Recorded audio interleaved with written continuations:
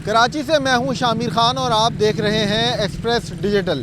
कायदाबाद मलीर के इलाके में आज एक अफसोसनाक वाक़या पेश आया और डाकुओं के हाथों एक और शहरी फायरिंग के नतीजे में जाँ बहक हो गया। बाबर नामी ये शहरी था जो कि जिसने मुज़ाहमत भी की और डाकू को पकड़ने की कोशिश भी की। उसी दौरान डाकू के दूसरे साथी ने उसे फायरिंग करके शदीद ज़ख्मी किया, लेकिन अस्पताल पहुंचने से पहले ही बाबर नामी शहरी जाँ बहक हो गया। जबकि बाबर ने बहादुरी से एक डाकू को काबू किया और फिर वहाँ पे मौजूद जो मकीन थे उन्होंने मुश्तइल होकर उस डाकू को पकड़ा और बदतरीन तशद्दुद का निशाना बनाया। सबसे पहले जावकुआ पे छिपा के रज़ाकार पहुँचे जिन्होंने जाँ बहक शहरी और ज़ख्मी डाकू को जो है यहाँ पे मुंतकिल किया। हमारे साथ छिपा के एक नुमाइंदे मौजूद हैं और इनसे बताइएगा इस वाक़े में आपके रज़ाकार जब वहाँ पहुँचा उसने क्या देखा, किस किस को यहाँ मुंतकिल किया?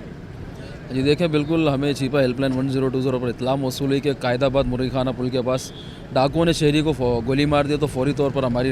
रेस्क्यू टीम, हमारे जो रज़ाकार हैं वहाँ एम्बुलेंस वहाँ पहुँची स्पॉट पर जाए वक़्त पर। वहाँ पहुँचने के बाद देखा वो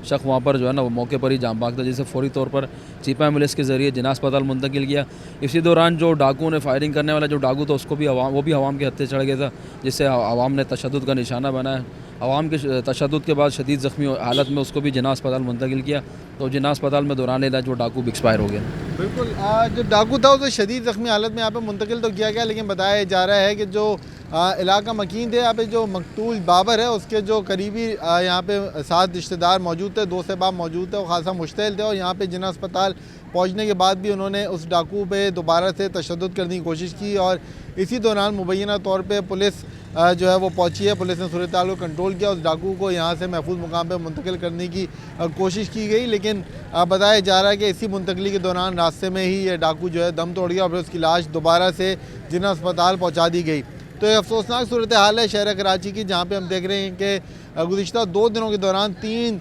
शहरी ऐसे थे जो कि डाकुओं के हाथों फायरिंग से जाँ बहक हुए। जबकि अगर रमा साल की बात की जाए तो अब